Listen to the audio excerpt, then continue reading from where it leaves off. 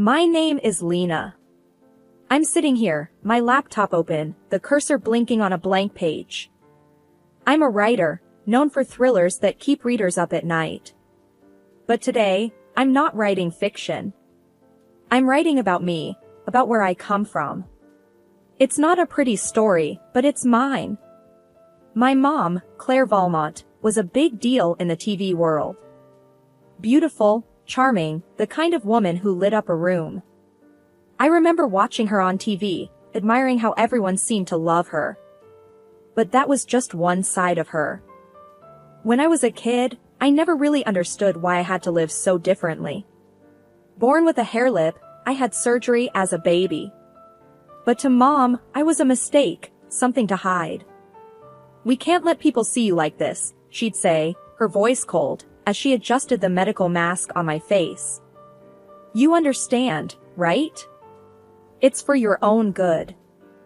I grew up in a big house, but it felt like a prison. I was always alone, except for the nanny, Mrs. Jenkins. She was kind but scared of Mom. Everyone was. One day, I heard Mom talking on the phone.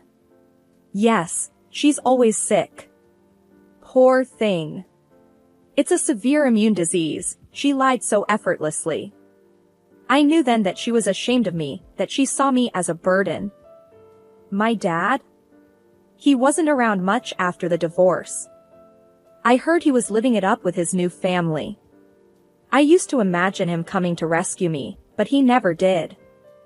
I didn't go to school like other kids. A tutor came home to teach me. "Keep your mask on," she'd remind me, just like Mom. I turned 10 that year. I was sitting in my room, my only sanctuary, when Mom walked in. She looked at me, her expression hard to read. "Mom, if you hate me so much, why don't you just send me to Dad?" I asked. I needed to know, even if it hurt. She laughed, a harsh, cold sound. "And let the world think I abandoned my sick child? No, we can't have that. Better they think I'm a saint, caring for her ailing daughter." That night, I cried myself to sleep. I was just a prop in her perfect world, a secret she was desperate to keep. But I knew one thing for sure. I wasn't going to be a secret forever. I often think about how different my life was from other kids. There I was, cooped up in my room, a mask covering half my face, while they were probably out playing, laughing, living. My world was small, confined to the walls of my room, my imagination the only place I could be free. Every morning started the same. I'd wake up to the muffled sounds of the house, slip on the mask that had become my unwanted companion, and sit down for breakfast. Mrs. Jenkins, our housekeeper and my nanny, would bring it in, her face always wearing a smile that didn't quite reach her eyes. "Good morning, dear," she'd say, setting down my tray. "Your mother left early for a shoot. She said to remind you to keep your mask on." I nodded, used to the routine. It was always like this. Mom was either absent, busy with her glamorous life, or when she was home, I was just a problem she had to deal with. Some days, I'd try to talk to Mrs. Jenkins, to get some glimpse of the outside world. "What's it like out there, Mrs. Jenkins? Are the flowers blooming?" She'd pause, a sigh escaping her. "Yes, the garden is lovely. I wish you could see it." But wishes were useless in my world. As I grew older, the isolation ate at me. I watched TV, saw other kids my age doing normal things, and it burned.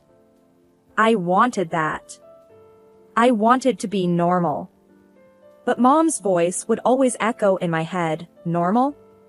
You'll never be normal." Sometimes, I'd rebel, in small ways. One day, I left my room, mask off, just to feel a moment of freedom. Mom caught me, her face twisting in anger. "What are you doing? Do you want the whole world to see you like this?" she yelled. Her words were like slaps, each one stinging more than the last. "I just wanted some air," I stammered. "Air? You have a window. Use it," she snapped, pushing me back into my room. "You're grounded. No TV for a week." That night, I lay in bed, feeling the weight of the world on me. I was her secret, her shame. She didn't see me as a daughter, just a mistake she had to hide. My only solace was my writing. I poured my heart into those pages, creating stories where I was brave, strong, loved. Writing was my voice when I had none. One evening, Mrs. Jenkins found me scribbling furiously. She watched me for a moment, then said softly, "You know, you're quite good at that. Maybe one day, you'll be a writer." I looked up, surprised. "You think so?" "I know so," she said, a rare firmness in her voice. "You've got talent, and more importantly, you've got something to say." That stuck with me, gave me a glimmer of hope in my dreary world. But hope was a dangerous thing. It made me want more, made me dream of a life where I wasn't just the girl behind the mask. I started to imagine what it would be like to leave this place, to find a world where I wasn't just a shadow. Sometimes life throws you a lifeline when you're drowning in despair. That's what happened to me one dreary Tuesday, a day that felt as gray as my thoughts. Everything changed with a phone call. The phone, an old relic, hardly ever rang, so when it did, it jolted me. Mrs. Jenkins answered, her face turning pale as she listened. Then she came to me, her voice barely a whisper. "It's your father." My father, the man who had become more a figment of my imagination than a real person over the years, was on the line. I felt a mix of excitement and fear gripping me as I took the phone. "Hey, Lena," his voice was unexpectedly warm.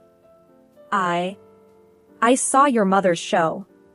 She said you were dying." I closed my eyes, a wave of emotions washing over me. That show. I had watched it too, hidden away in my room. Mom, tears in her eyes, telling the world her daughter was on the brink of death. It was a performance worthy of an award. And it was all lies. "I'm not dying, Dad." "I'm right here," I said, my voice a mix of anger and relief. There was a pause on the other end, heavy with unspoken words. "I'm sorry, for everything. I want to make things right. How about you come live with me?" The offer was like a ray of sunlight in my dark world. Leave? Could I actually leave this house of lies and pretend love? "Yes," I said quickly, without a second thought. "I want to come." The days that followed were a whirlwind. My father came to get me, a man aged by time but still recognizable as the dad I remembered. Beside him was Linda, his new wife, her smile warm and inviting. "We're here for you," she said, her words simple but sincere. It felt like a promise. Mom watched from the doorway as I left, her expression unreadable. She didn't say a word, didn't try to stop me. I looked back once, hoping for something, a sign of regret maybe, but she had already turned away, retreating back into her perfect, false world. Living with Dad and Linda was like breathing fresh air after being underwater for too long. For the first time in forever, I didn't have to wear the mask. I could just be myself, though I was still figuring out who that was. One evening, as we sat around the dinner table, a concept still foreign to me, Linda asked, "What do you enjoy doing?" "You know, for fun." I hesitated, unaccustomed to anyone taking an interest in me. "I write," I said eventually. "Stories." "That's wonderful." Linda's eyes lit up. "You should share them with us sometime." In that moment, a seed of hope was planted in my heart. Maybe, just maybe, I could find a place in this new world, a world where I was more than just a secret to be hidden away. Stepping into life with Dad and Linda was like walking into a different world, one where I felt like I belonged, like I was part of a real family, not a facade built on lies. One evening, Dad sat me down. There was a look in his eyes, a mix of concern and hope. "We've been thinking," he began cautiously, "about getting you the best care, to help you move forward." I instinctively tensed up at the mention of doctors. "I'm tired of doctors," I replied, the words coming out sharper than I intended. He nodded, understanding my apprehension. "It's not just about appearances. It's about healing, inside and out." We want you to be happy, truly happy. Linda added softly, you've been through so much. It's time you had a chance to heal completely. Their words sank in, and I agreed to it. We found a top-notch clinic, and the surgeon there, Dr. Avery, was different from any I'd encountered. He didn't just see a patient, he saw a person. The day before the surgery, he said to me, remember, this isn't about changing who you are. It's about helping you see yourself in a new light. The surgery was more successful than I could have hoped. For the first time, when I looked in the mirror, I didn't feel disgust. I saw a reflection that surprised me. I even bore a resemblance to my mother, her beauty that I never thought I could share. But it wasn't just about the physical change. The real journey was the therapy that followed with Dr. Klein. It was about untangling the web of emotions and scars inside me. In one session, I found myself breaking down. I'm just so angry, I confessed, tears streaming down my face. Angry at my mom, at the world, at myself. Dr. Klein handed me a tissue, her gaze steady. It's okay to feel angry. But remember, you also have the power to let go of that anger in your own time. It was a long, tough climb, but slowly, I started to feel a shift inside me. The anger began to ebb away, replaced by something calmer, more like peace or perhaps acceptance. As the days passed, Linda noticed the change. You're smiling more, she remarked one evening, a note of happiness in her voice. I touched my face, almost in wonder. Yeah, I guess I am. It feels right. For the first time in what felt like forever, I felt like the author of my own story. Not defined by my past, my scars, or my mother's shadow, but by my own strength and resilience. I started writing thrillers under a pseudonym, pouring every ounce of my tumultuous past into them. As I healed and grew, so did my stories. They became more mature, more gripping. By the time I was 28, I was a successful author, my books flying off the shelves. But despite my success, I always kept my true identity a closely guarded secret.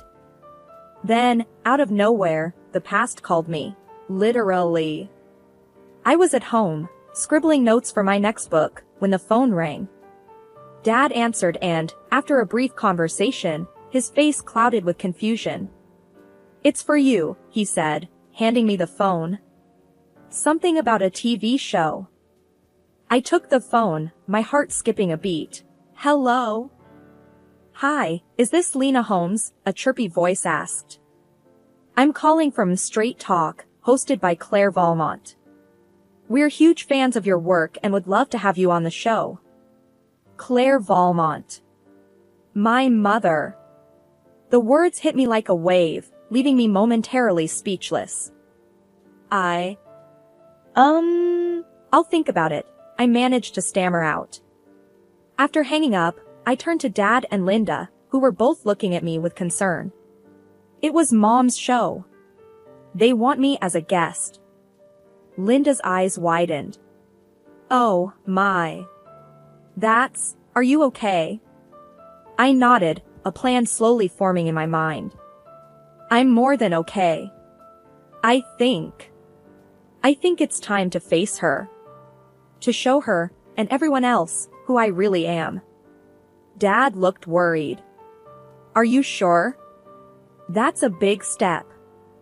I felt a surge of determination. I've never been more sure of anything. It's time she knew the truth. So, I called them back and agreed to go on the show. As the day approached, my nerves were a tangled mess, but underneath it all was a steady current of resolve. I was ready to take back my story. The day of the show, Linda hugged me tightly before I left. You're brave and strong, she said, her voice full of pride. Remember that, no matter what happens. The studio was a frenzy of activity, lights, and cameras everywhere. And there she was, Claire Valmont, as poised and charismatic as ever. She hadn't seen me yet. A producer approached me, all smiles. Ready to meet Claire? She's excited to have the mysterious author of The Wolf Trap on her show. I nodded, feeling an odd sense of calm. Yes, I'm ready. As I walked onto the set, my mother turned, her professional smile in place. Then her eyes met mine, and for a split second, I saw a flicker of uncertainty. "Welcome," she said, recovering quickly. "We're all eager to hear about your thrilling novels. Where do you find your inspiration?" I looked into the camera, then back at her. "Well, I began, my voice steady, let's just say my childhood was quite eventful." The air was thick with unspoken words, the tension palpable. This was it. My moment of truth. Sitting across from my mother on live TV, my heart was pounding, but my voice was calm.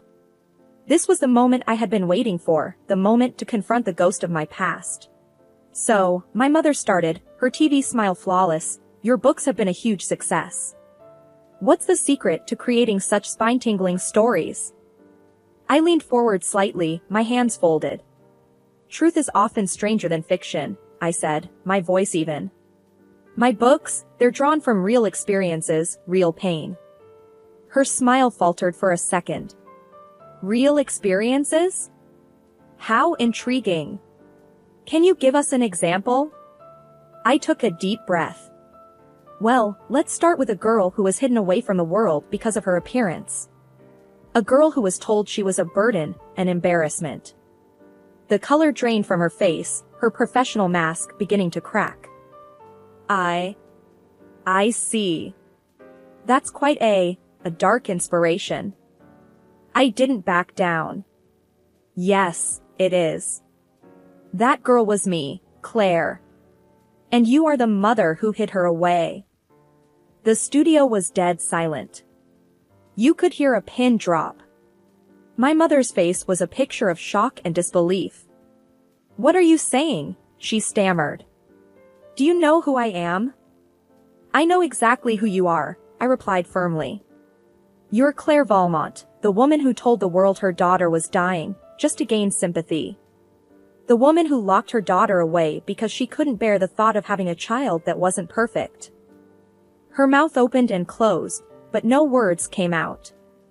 She looked around, as if seeking an escape. The producer tried to intervene. "I think there's been a misunderstanding." "No," I cut in, turning to the camera. "There's no misunderstanding. For years, I lived in a shadow, hidden away, my very existence denied. But not anymore." I could see the panic in my mother's eyes now. She was losing control of the narrative, the perfect image she had crafted for herself.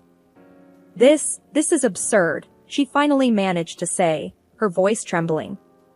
"You're making this up. Why would I do such things?" "Because to you, image was everything. And I didn't fit that image," I said, my voice steady but heavy with emotion. "But I'm not that scared little girl anymore. I'm here to tell my story, the real story."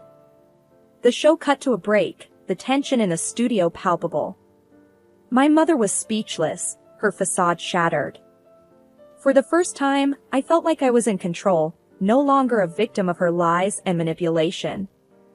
The aftermath of the TV show was like a storm that had been brewing for years, finally breaking. The media went into a frenzy. My phone was ringing off the hook, journalists clamoring for more of my story. And through it all, I felt a strange sense of relief. The truth was out, no longer a burden I carried alone. The next day, Dad and Linda were glued to the TV, watching the news coverage. "You've started quite the firestorm," Dad said, his voice a mix of concern and admiration. Linda nodded, her eyes on the screen. "But you did what you needed to do. We're proud of you." I sat with them, watching as my mother's once flawless image was picked apart. There were debates, discussions, people expressing shock and sympathy. Then, the phone rang. It was the TV network. I answered, bracing myself. "We've never seen a reaction like this," the voice on the other end said, a bit frantic. "Your mother, she's been suspended. The show's on hold." I let out a slow breath. "I see." After hanging up, I turned to Dad and Linda. "They've suspended her," The show's on hold. Dad shook his head. I never thought it would come to this. I didn't either, I admitted. But maybe now she'll understand the impact of her actions. The days that followed were a whirlwind. My story was everywhere. People were talking, not just about the scandal, but about my books, my journey. I was invited to interviews, podcasts, book signings. It was overwhelming, but in a good way. One night, Linda sat down with me, a serious look on her face. Are you okay with all of this, Lena? It's a lot to handle. I thought about it. I am. It's like I've finally taken control of my own narrative. And maybe, just maybe, it'll help someone else out there who's going through their own struggle. As the dust settled, my mother's career took a hit. She became reclusive, shying away from the public eye. It wasn't my intention to ruin her, but I couldn't help but feel a sense of justice. Dad hugged me one evening, a bit of sadness in his eyes. You did what you had to do. And we're here for you, no matter what. Yeah, I said, feeling a sense of closure. It's time to move forward, to keep writing my story, but on my own terms. After the whirlwind of the confrontation and its fallout, life started to settle into a new kind of normal. I was busier than ever, with book signings and interviews, but there was a sense of peace within me that I had never felt before. I was no longer hiding, no longer a secret. One evening, I was sitting on the porch with Dad and Linda, the sun setting in a blaze of colors. Dad broke the silence. You know, Lena, I never imagined things turning out this way. But I'm glad they did. You've come so far. Linda nodded, taking my hand. You're an inspiration, not just to us, but to so many out there. I smiled, feeling a warm glow in my heart. Thanks. It feels good to finally be myself, to not be afraid of the truth. We talked about the future, about my next book. I was already working on it, pouring my newfound sense of self into the pages. It was more than just a thriller, it was a story of triumph, of overcoming the odds. The next day, I met with my editor, a no-nonsense woman who had always believed in me. Your story, it's powerful, she said, her eyes scanning the manuscript. It's going to resonate with a lot of people. I felt a surge of pride. I hope so. It's the most honest thing I've ever written. As the days passed, I found a new rhythm, a balance between my public persona and my personal life. I was still writing, still sharing my story, but I also took time for myself, for Dad and Linda, for the life we had built together. One afternoon, I sat down to write in my journal, a habit I had maintained since I was a child. It was a moment of reflection, of looking back and looking forward. I wrote about the journey, about the pain and the triumph, about the love and support I had found. I closed the journal, feeling a sense of contentment. My past was a part of me, but it didn't define me. I was more than the girl in the mask, more than the daughter of Claire Valmont. I was a writer, a survivor, a woman who had found her voice. As I looked out the window, I realized that this was just the beginning. There were more stories to tell, more chapters to write in my life. And I was ready for whatever came next.